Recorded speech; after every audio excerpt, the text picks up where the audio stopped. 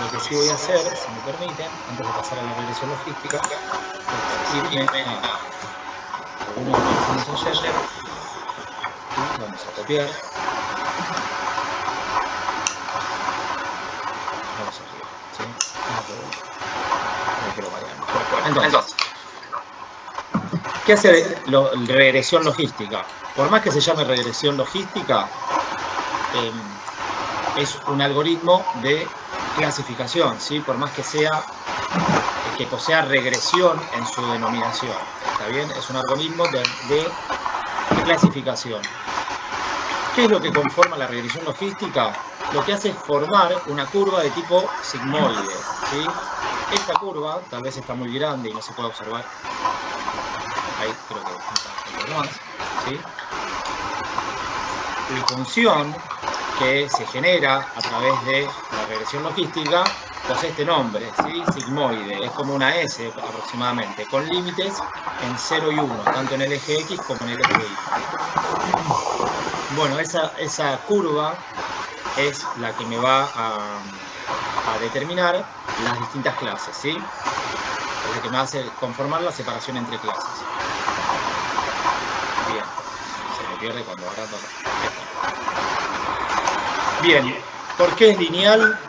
¿Sí? ¿Por qué es lineal? Porque clasificar una u otro valor, que ya sea, estamos hablando de clasificaciones, ¿sí? La salida va a ser un 0 1, se basa en combinaciones lineales. Por eso es un modelo que se conoce como lineal, ¿sí? Y si bien esta curva que estamos obteniendo no es una recta, no es una línea, lo que hace el modelo es aplicar funciones lineales o combinaciones lineales antes de pasar a aplicar y a definir esta curva que se llama función sigmoide, ¿sí? Entonces, nosotros vamos a ver esto y vamos a decir, es regresión logística, pero si es regresión, ¿por qué es para problemas de clasificación? Entonces, puede generar esas dudas. Lo mismo de decir, estamos hablando de un algoritmo de taxonomía lineal, pero la función es una sigmoide, no es una línea recta, pero hay que entender que antes de definir esta función, esta curva, el algoritmo emplea combinaciones lineales, ¿sí? Bueno, acá está el enlace a la documentación de la librería, en los cuales se pueden observar los hiperparámetros que posee. Y bueno, hay siempre guías de usuario, por ejemplo, y demás cosas. Pero como nosotros ya hicimos regresiones logísticas, por más que antes no sabíamos exactamente qué estábamos aplicando, bueno, acá copié uno de los que hicimos ayer, ¿sí? Que era el Rich, pero vamos a modificarlo para implementar una regresión logística, ¿sí? Importamos regresión logística. Acuérdense que estamos haciendo en todos validación cruzada. El modelo ahora no va a ser Rich, va a ser regresión logística. Bueno, teníamos algunos parámetros que veníamos trabajando. Un parámetro es LBFGS, que está por defecto, ¿sí? Este no lo habíamos escrito, pero lo mismo el max iter, que si no nos va a dar error, si lo dejamos en 100, por lo menos las anteriores veces que lo compilamos nos había dado error, entonces lo vamos a incrementar en la cantidad de iteraciones que realiza el modelo para poder trazar su función sigmoide, en vez de en 100 iteraciones, en hacerla en 1000. El solver en LBFGS es un parámetro por defecto, ¿sí? Si bien acá yo les dejo para qué se emplea el LBFGS, que tiene este nombre que es bastante espantoso, Limited Memory Broyden Fletcher Goldberg Llano. El que se acuerda de eso, la verdad que se merece un aplauso. Bueno, ¿qué es este parámetro? Se utiliza para problemas, ¿sí?, de regresión logística con datasets grandes, ¿sí? Y es utilizado para ajustar los modelos de manera óptima.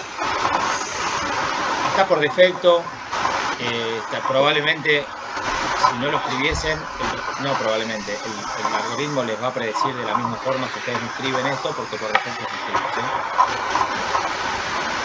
Pero bueno, les dejo ahí abajo para qué se utiliza este parámetro. Hay algunos otros.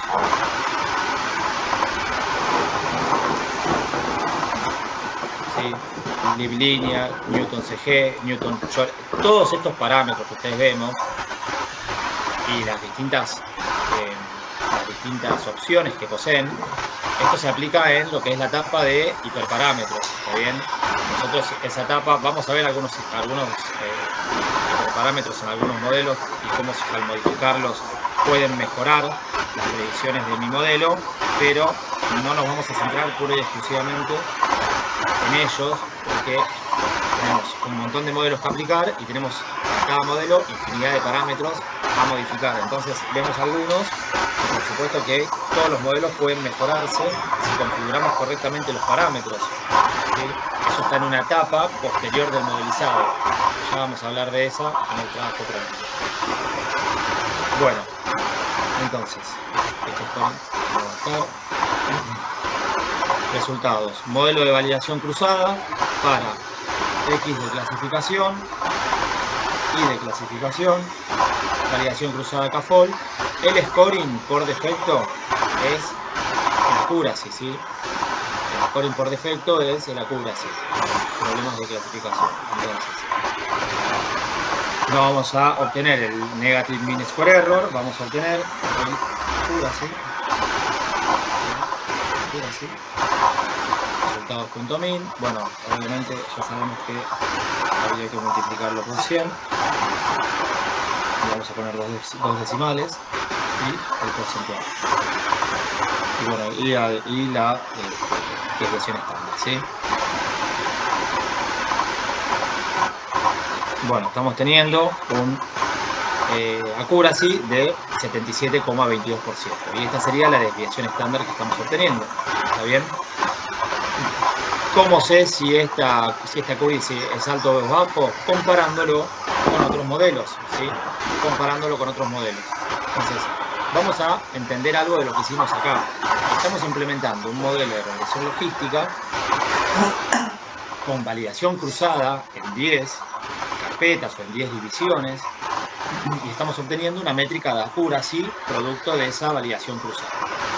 Pero la implementación del modelo es exactamente igual que en los anteriores modelos de regresión que utilizamos.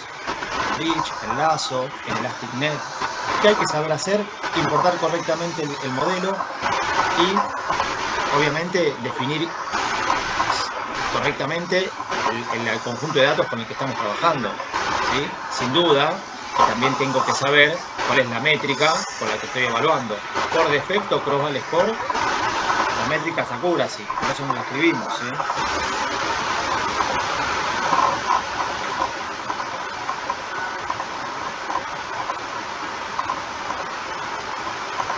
Pero podría ser Cohen's kappa, si ustedes quisieran. Para eso tienen que seleccionar el scoring correcto y colocar Cohen's kappa score. Bueno, y después lo colocan como parámetro en la validación cruzada. Pero el objetivo, y lo que yo creo que entiendan, es que aplicar el modelo es definirlo correctamente, importarlo y colocarlo en el lugar adecuado. Ustedes pueden después saber qué hace la regresión logística, qué no hace la regresión logística, es mejor que lo sepan para poder aplicarla, pero si no supiesen qué hace, tranquilamente ustedes la pueden importar y ver si se acuerda si sube o baja. Ahí está el problema empírico que estamos tratando de resolver. Muchas veces no tenemos toda la información, pero si ese modelo responde bien ante el conjunto de datos que tengo y generaliza bien ante datos no vistos, y por más que yo no sepa exactamente qué realiza, me quedo con el mejor modelo, aunque no esté 100% informado de la profundidad de los parámetros y de lo que efectúan realmente en el modelo. A mí lo que me va a interesar es observar la métrica e interpretarla correctamente. Si ustedes conocen los hiperparámetros, los pueden colocar correctamente y mejorar y optimizar aún más su modelo, bienvenido sea. Pero no siempre va a suceder eso. Contamos con una infinidad de algoritmos y mucho más aún con una infinidad de parámetros a configurar. Entonces, ahí está el problema empírico que hay que solucionar y hay que resolver. Y a todo esto muchas veces lo que nos juega en contra es el tiempo para poder hacer las cosas de la mejor manera posible, ¿sí? Si ustedes conocen, eso también la experiencia se los va a ir dando, si ustedes conocen que para un conjunto de datos determinado qué algoritmos funcionan mejor, bienvenido sea. Ustedes tal vez prueben 3 algoritmos de taxonomía no lineal y 3 de taxonomía lineal y digan, están funcionando mejor los de taxonomía no lineal. Entonces, cuando ya saben que los de taxonomía no lineal funcionan mejor para ese modelo, pero mejor dicho, para ese conjunto de datos, empiezan a probar y a bombardear ese conjunto de datos con modelos de taxonomía no lineal para seleccionar al que mejor responde y al que mejor métrica les da, ¿sí? Igual en el trabajo práctico vamos a hacer una de las etapas del trabajo práctico es hacer algo similar a lo que les estaba mencionando. Y obviamente se van a quedar con el que mejor métrica les devuelva, ¿sí? Todo esto que está acá abajo, ¿sí? Lo vamos a ver al final de la clase, ¿sí? Que acá vamos a hacer, esto ya lo dejé armado para que lo veamos, ¿sí? Más rápido porque no íbamos a llegar. Este punto particularmente es el que me voy a centrar al final de la clase, ¿sí? Que es lo que hay que hacer en el trabajo práctico. Es como un esquema simplificado de lo que van a tener que hacer en el trabajo práctico. En el trabajo práctico hay un par de puntos más, un par de etapas más, pero en sí, en síntesis, lo que van a tener que hacer es esto que figura acá y lo vamos a ver al final de la clase, con el trabajo práctico de la par, para que ustedes entiendan qué les estoy pidiendo en cada etapa, ¿sí? Y por qué se hace cada una de ellas. Este es un resumen de cómo se modeliza, ¿está bien? Y lo vamos a ver al final de la clase.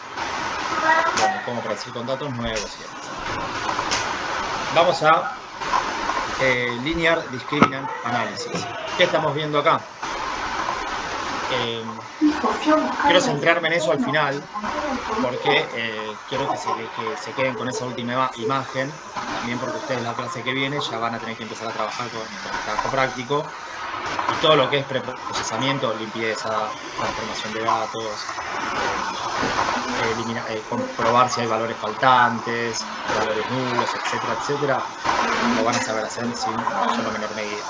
Pero cuando empecemos a la etapa del modelizado, que en el trabajo práctico está punto por punto lo que tienen que ir haciendo, si les surge alguna duda, vayan a esa celda de código que les estoy dejando para tratar de entender qué es lo que les estoy pidiendo que hagan, ¿sí? Entonces, ¿qué es Linear Discriminant Analysis? Es un algoritmo de clasificación de taxonomía lineal, su nombre bien lo dice.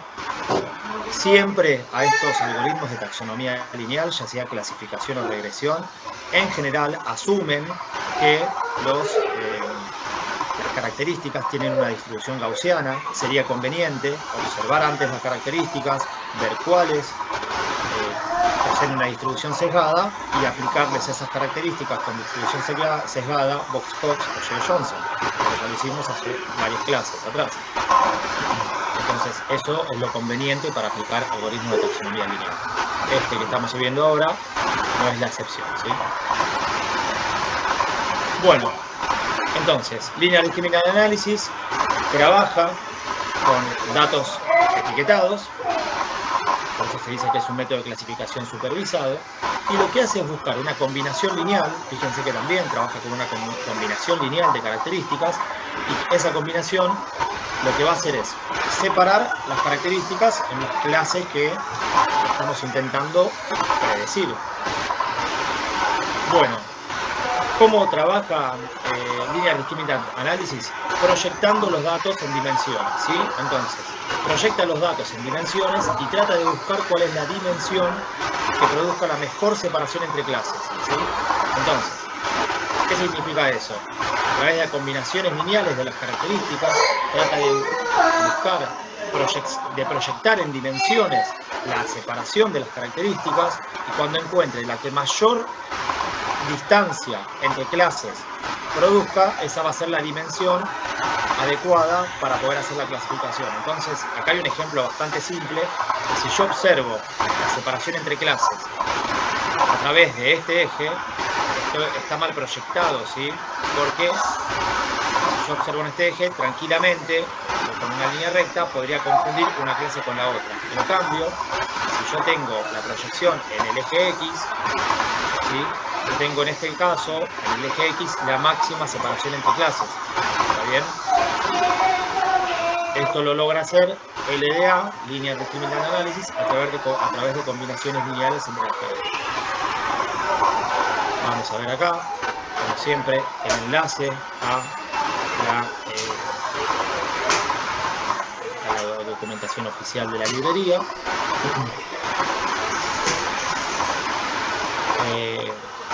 Bueno, fíjense, voy a traducir.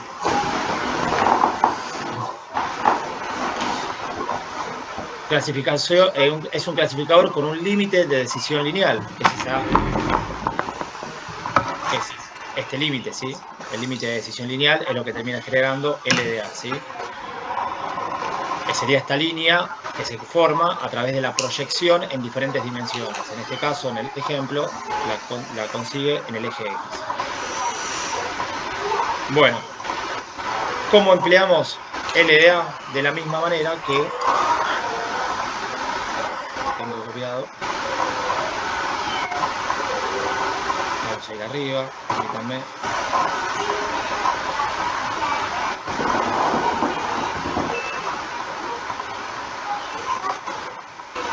Sí, entiendo que LDA se importa de una manera distinta. Fíjense también que todos estos algoritmos tienen muchos hiperparámetros. A ver si estoy buscando acá. Ojo que la importación acá viene del paquete Discriminant Analysis, ¿sí? Entonces, eso sí va a haber que cambiarlo. Importamos Linear Discriminant Analysis, aplicamos un cajón de 10 particiones. Ya no va a ser un modelo de regresión logística. El modelo va a ser Linear Discriminant Analysis. No le vamos a poner, en este caso, hiperparámetros. Le vamos a aplicar a la validación cruzada el modelo X-Class. Esto es todo exactamente igual, ¿sí? Acá no va a cambiar nada y vamos a aplicar la curación. A ver, tenemos 76,7%. ¿Cuánto teníamos antes? Ya me olvidé. 77,22. O sea, empeoró un poco el accuracy. Si yo tuviese que elegir entre estos dos, está bien, estamos trabajando con dos de taxonomía lineal. En realidad, lo ideal sería probar taxonomía lineal y no lineal y ver cuál funciona mejor para mi conjunto de datos. Después de eso, nos quedamos, ya sea con lineal o no lineal, y probamos varios lineales o varios no lineales. Y ahí elegimos los más prometedores, entre comillas. ¿Está bien? Empeora un poco la accuracy.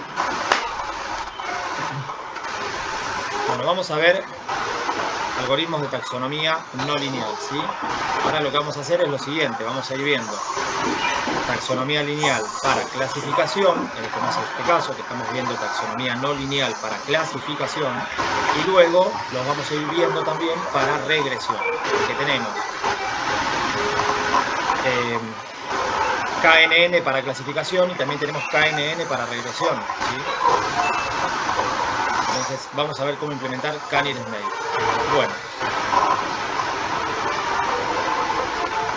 K-nearest neighbors, ¿qué significa? K vecinos más cercanos. Entonces, ¿qué significa K-nearest neighbor? Nosotros vamos a configurar el parámetro K, ahora lo vamos a hacer, y con K lo que le vamos a estar diciendo es la cantidad de vecinos con los cuales voy a comparar la nueva instancia de datos.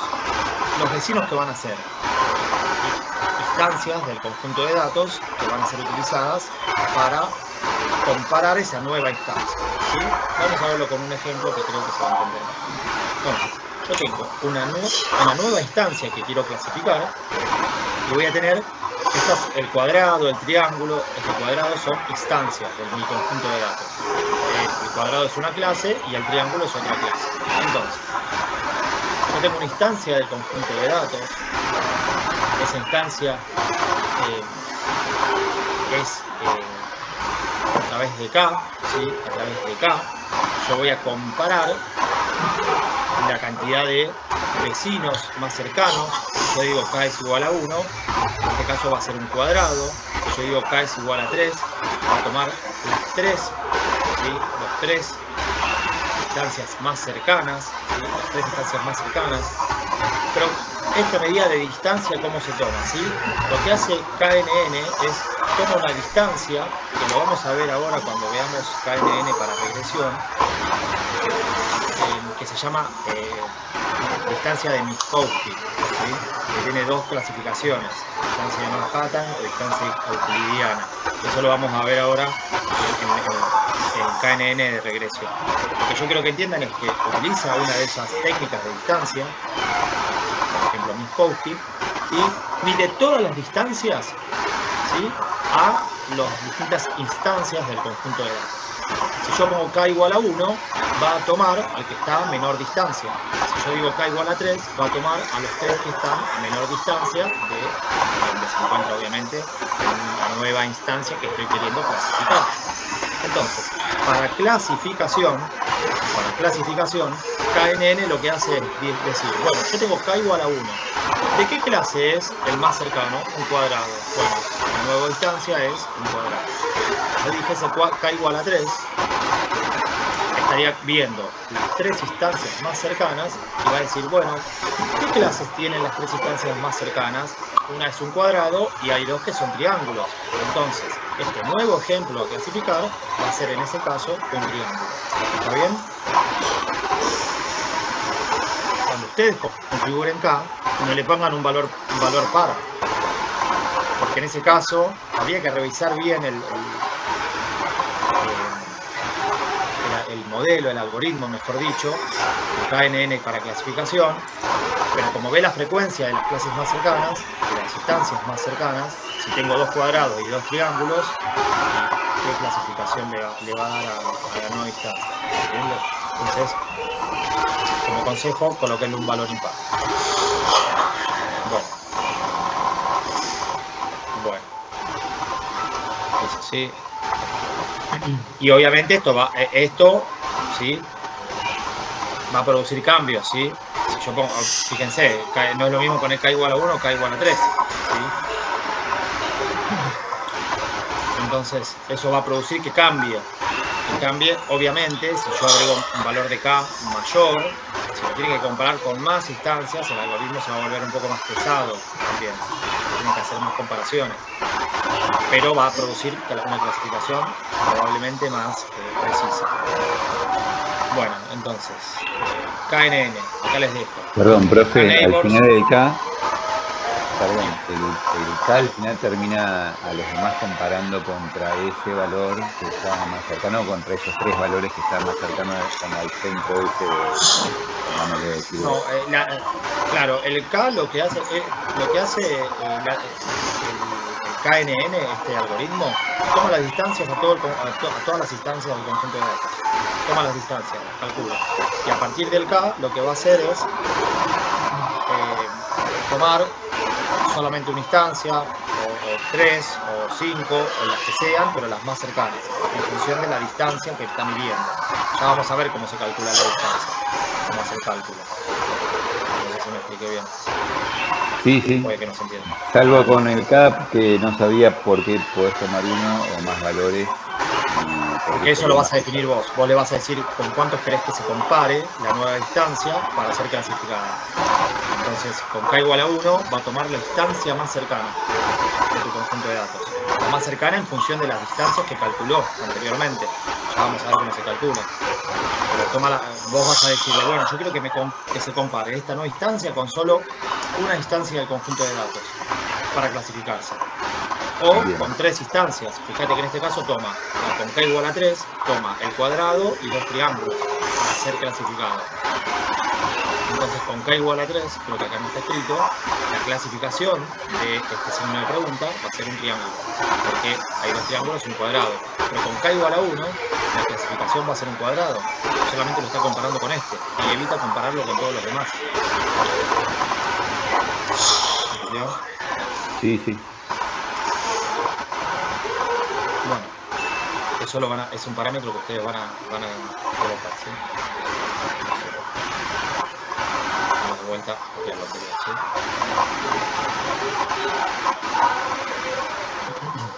Entonces, acá ya va a ser KNN. Permítanme que quiero ver cómo se importaba, porque muchas veces esto ha sido modificado.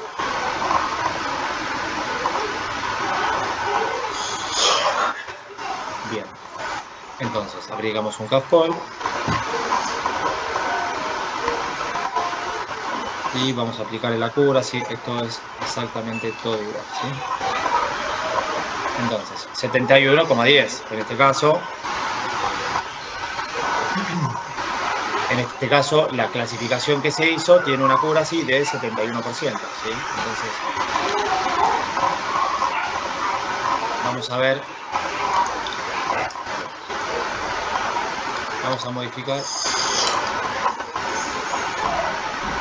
Vamos a ver el parámetro, ¿sí? Entonces tenemos un parámetro que es nNeighbors, ¿sí? Entonces, que es genera k igual a vamos a ponerle 3, porque por defecto está en, ¿sí? Fíjense, por defecto está en 5, ¿sí? El k en este caso es igual a 5.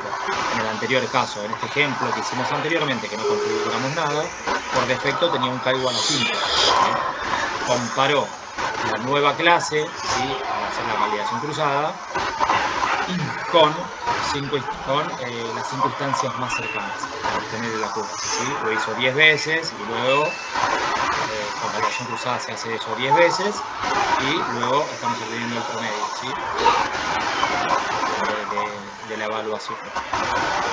Bueno, entonces vamos a configurar un k igual a 3, entonces acá vamos a poner nNeighbors igual a k. Entonces, en este caso, empeora el rendimiento, ¿sí? Como un k menor, empeora el rendimiento. Puede no pasar eso. Eso, evidentemente, podría ser diferente también. Acuérdense poner valores impares. Vamos a poner un k de 11. 73,3, 71,1. Fíjense, tengo 71,1, lo comparo con más vecinos, con 11 en este caso, y sube un poco el rendimiento del modelo. De todas maneras, en este caso ya estamos trabajando con un algoritmo de taxonomía no lineal, ¿sí? Y por lo pronto, a mi entender, funcionaba mejor el de taxonomía lineal, ¿sí? Que tuvo un poco más de accuracy. Entre tantos valores capaz me pierdo un poco, pero creo que me va un poco más. Bueno, vamos abajo de todo ahora, ¿sí? Vamos a ver KNN para regresión, ¿sí? Ahora vamos a ir a los algoritmos de taxonomía no lineal, pero para regresión. Perdón que estoy un poco con la voz ronca. Bueno, dame un segundito, yo estoy un poco ahí.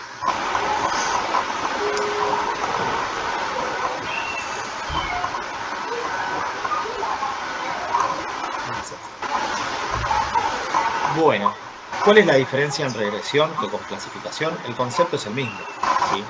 Se toma una distancia y a través de esa distancia se toman los valores más cercanos en función del K que configuremos. Pero para regresión va a tomar, ¿cuántos K va a tomar? Si nosotros ponemos un K de 5, va a tomar los 5 vecinos más cercanos y les va a calcular o la mediana o la media, ¿sí? Entonces, si nosotros tenemos un K de 5, estamos hablando de un problema de regresión. Ya no tengo una clase 0 o 1, cuadrado o triángulo. Voy a tener un valor continuo. Entonces, de salida, ¿no? Como variable objetivo. Entonces va a tomar 5 valores, en este caso con k igual a 5, pónganle que esos 5 valores son 10, 12, 15, etcétera, y le calcula la media o la mediana, ¿sí? Entonces ese valor va a ser la predicción de la nueva instancia de datos que estamos queriendo saber cuánto tiene de variable objetivo, ¿sí? Entonces, en clasificación se toma la frecuencia o el conteo de las clases más cercanas, cuántas tengo de una clase y cuántas tengo de otra, pero en regresión uso o la mediana o la media. En scikit-learn, ¿sí?, es la media. Miguel. Sí, sí, Rafael. Creo que era sí. Yo apliqué algo que me habían contratado para un banco en México y realmente querían hacer una campaña, querían revisar el tema de de los clientes potenciales de microcrédito en una zona en México, en Guadalajara. Y entonces apliqué esta regresión. Sí, esta regresión. Y entonces, obviamente que me pedían el mapa de calor y la equidistancia de todos los microempresarios o los negocios que estaban muy equidistantes al tema. Entonces, eso me salió prácticamente para hacer todo el tema de lo que era ¿qué? La palabra que le coloqué en el proyecto. Bueno, de todas maneras era para... Y esa distancia que utilizabas, ¿te acordás? Si era la distancia de Minkowski, sí, la cercanía. Sí, la cercanía a la oficina que estaba. Entonces me mandaron una base de datos grandísima, entonces se pudo analizar de que si bien es cierto que tocaba hacer algo para incentivar esos clientes o esos clientes potenciales para que llegaran al banco a ofrecer un tema de microcrédito. Pero muy interesante el tema. Entonces eso se aplicó para eso. Sin duda.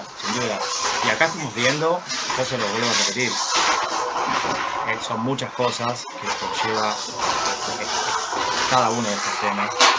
Nosotros tratamos de darles un pantallazo y que ustedes tengan la presentación, si es que no han trabajado todavía con estos algoritmos en alguna otra oportunidad, que ustedes conozcan que existen, conozcan para qué se emplean, pero por supuesto que no vamos a poder ver todo. Eso después va a depender de la necesidad de cada uno de tener que aplicar estos conceptos, y eso va a implicar que cuando, por ejemplo, en el caso de Rafael, que le tocó trabajar con esto, debe haber tenido que involucrarse y tener que investigar mucho más en detalle el algoritmo de regresión KNN y bueno, qué significaba cada uno de las distancias y cómo obtener ese mapa de calor del cual él está hablando.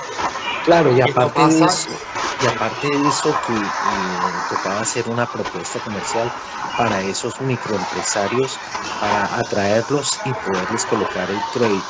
Pero fue una cosa supremamente interesante y enfocada a la parte comercial. Bienvenido sea que hayas podido trabajar con eso y gracias por compartir la experiencia.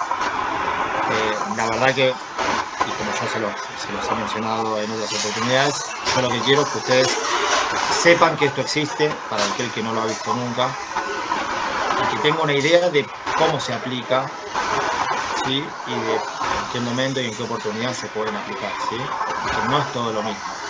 Hay algoritmos que operan de distinta manera, que las métricas que se obtienen tienen un fundamento detrás.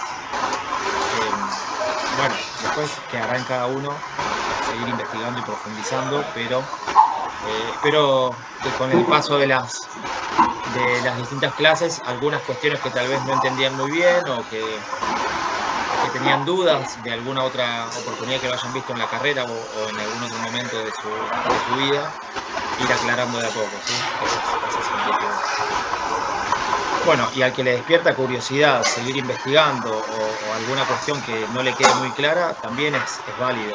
Eso suma mucho, ¿sí? No se queden con las dudas. Cuando tengan duda de algo, investiguen, traten de sacarse las dudas, que es la única manera de seguir avanzando y profundizando en el conocimiento. Bueno, Entonces, el tema de las distancias, que es el que yo les mencionaba, no sé si está muy chico esto, me parece un poco grande. Bueno, nosotros tenemos en Scikit-Learn, ¿sí? Tenemos la distancia de Minkowski por defecto, ¿sí? Entonces, la distancia de Minkowski, en realidad, está utilizando dos tipos de distancias, ¿sí? Por favor, Rafael, si hay algo en lo que me estoy equivocando, corregime. Estás, por supuesto, que invitado a compartir lo que vos sepas de este tema. Pero la distancia de Minkowski está concebida utilizando dos tipos de distancias. La conocida como euclidiana y la distancia de Manhattan, ¿sí? La distancia euclidiana se usa cuando las entradas, estamos hablando de las características, tienen la misma escala, y la distancia de Manhattan cuando las escalas no tienen cuando las entradas o las características no tienen la misma escala. Entonces, si yo tengo dos puntos, ¿sí? Si yo tengo dos puntos, la distancia de Manhattan se calcula de esta manera, ¿sí? La diferencia entre sus coordenadas X más la diferencia en valores absolutos, ¿sí? Por los valores absolutos de sus valores Y o Y. Por otro lado, la distancia euclidiana, ¿sí? Se obtiene de esta manera, cortando sus coordenadas en X, elevándolas al cuadrado, bueno, haciendo lo propio con las coordenadas en Y, se suma esa diferencia elevada al cuadrado de cada una de ellas y se le calcula la raíz cuadrada. Bueno, obviamente, si tengo más dimensiones, si no tengo solamente dos dimensiones, X y, si tengo X y Z, por ejemplo, tres dimensiones, o más, es la sumatoria de todas las dimensiones y la diferencia entre sus coordenadas. Bueno, entonces, vamos a, bueno, tenemos un parámetro en este KNN de regresión que me permite definir si estoy utilizando distancia euclidiana, distancia de Manhattan o la distancia de Minkowski, ¿sí? Ese parámetro P, ¿sí? Si yo lo tengo en 2, voy a utilizar la distancia euclidiana, y si tengo P igual a 1, la de Manhattan, ¿sí? Ahora vamos a ver, KNN regresor. ¿Sí? Estamos hablando de K vecinos más cercanos para un problema de regresión, ¿sí? Utilizo un K por defecto de 5 y fíjense, tengo la métrica Minkowski, ¿sí? Estamos hablando de Minkowski, y tengo un parámetro que es P igual a 2. Entonces, fíjense, capaz está muy chico, espero que lo vean bien. Cuando P es igual a 1, es equivalente a usar la distancia Manhattan. Y euclidiana cuando P es igual a 2. ¿Sí? Si tengo un P arbitrario, se usa la distancia de Minkowski, que es una generalización que combina las otras dos distancias.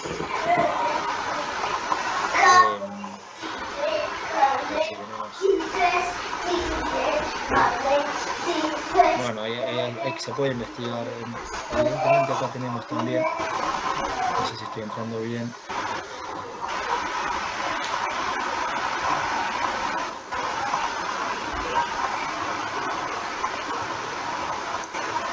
Bueno, hay algunas otras distancias, ¿sí? Estas son métricas de distancia, pero las que utiliza este algoritmo, estas son las métricas de distancia que tiene Scikit-Learn, pero las que utiliza KNN regresión son L1, L2 y la de Manhattan, ¿sí? Hay guías de usuario. L1, que es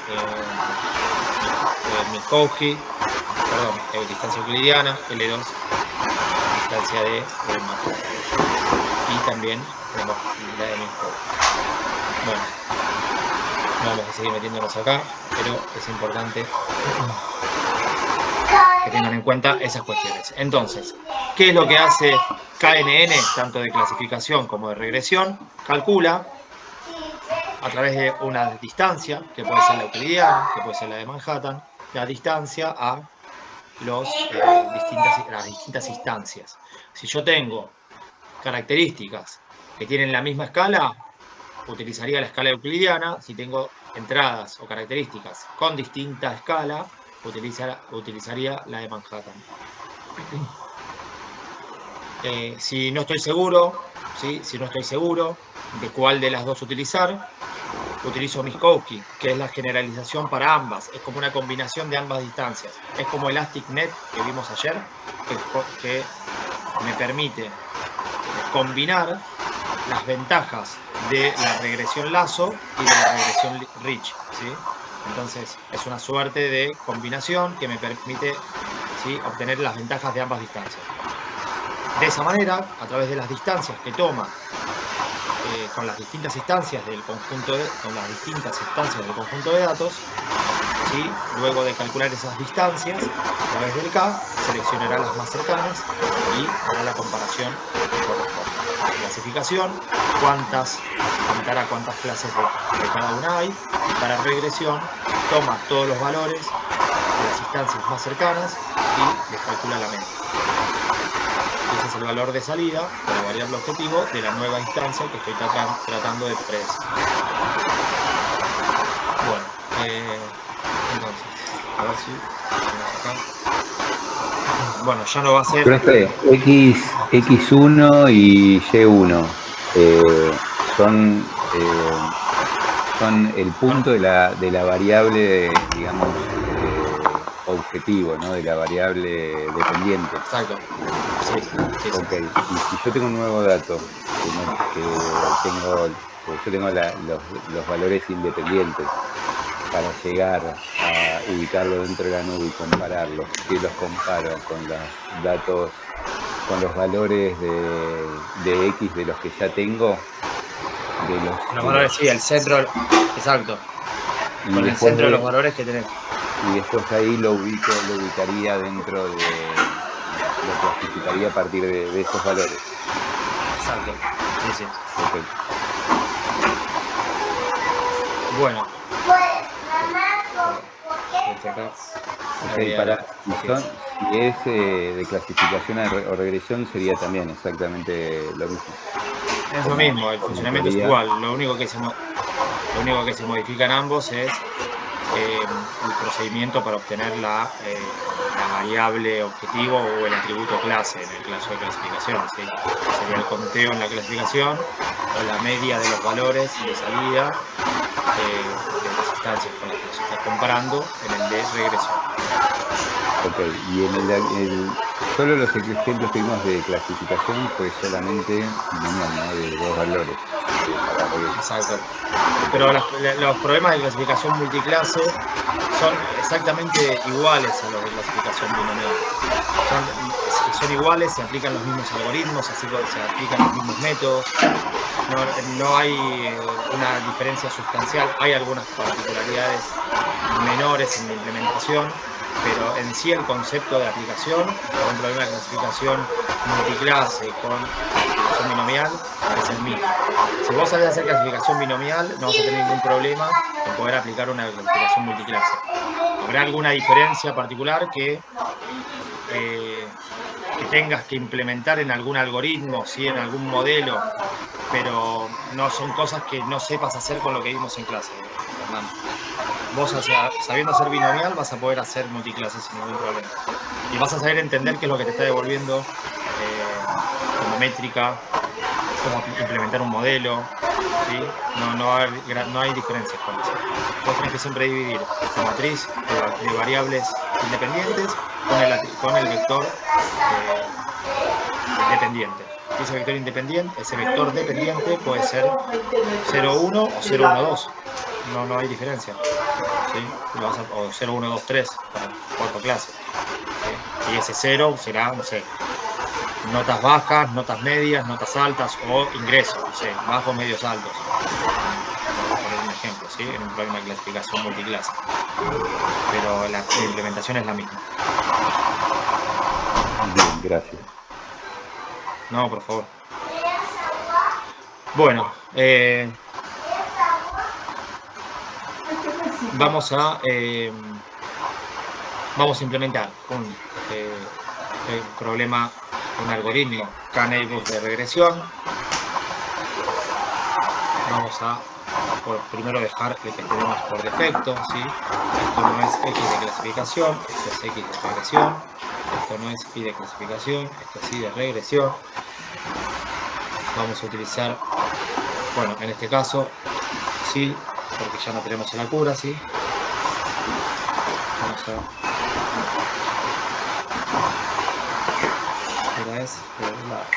¿sí? Ahora vemos esto y hacemos unos minutitos de intervalo.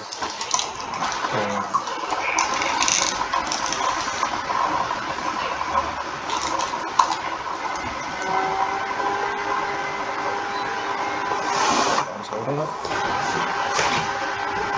Entonces, y acá ya no va a ser.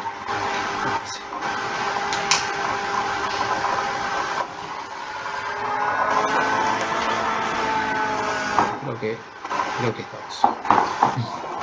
Bueno, menos 38,85. Y antes no me acuerdo cuánto teníamos. A ver, menos 27, ¿sí? Menos 27,9. O sea, fíjense que en este caso también estarían funcionando mejor los lineales, ¿sí? Menos 27. Que este particularmente, que estoy obteniendo menos 38. Con 85, ¿sí? Bueno. Y lo mismo para lo que es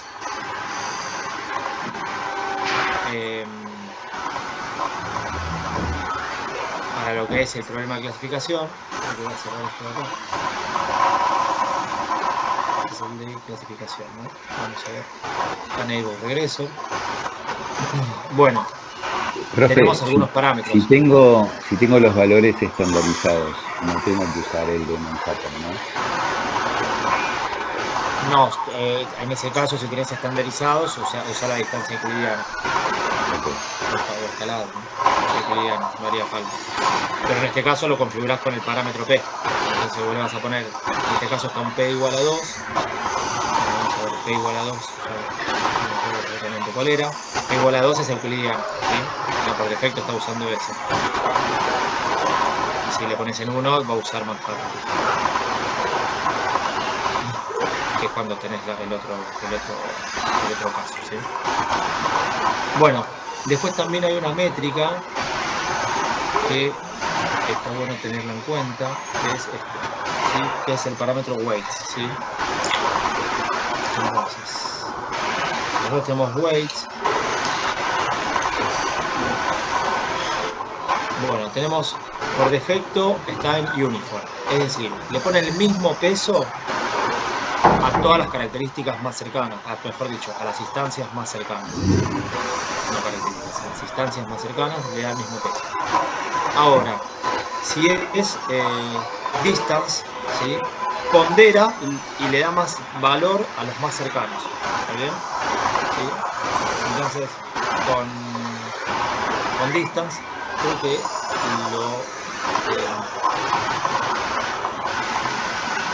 esta ponderación está bien, es decir, multiplica cada instancia por el inverso de la distancia. ¿Sí?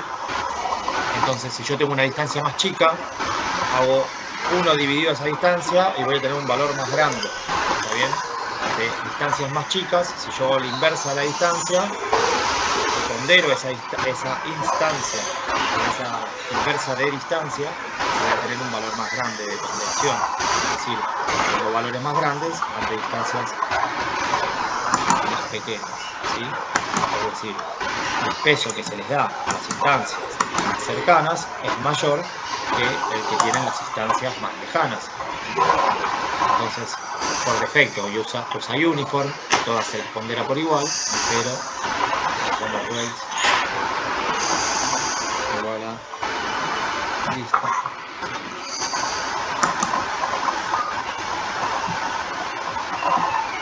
Bueno, tenemos una accuracy de menos 35,94, ¿sí? Mejoró un poco, no era accuracy, el error medio absoluto negativo, menor o más preciso, con menos diferencia entre el valor real que el anterior, ¿sí? Bueno, también se puede modificar el parámetro Chi. Bueno, ahora vamos a pasar a Classification and Regression Tree, ¿sí? Hacemos 5 minutos, por favor, y volvemos, ¿les parece? Sí, gracias.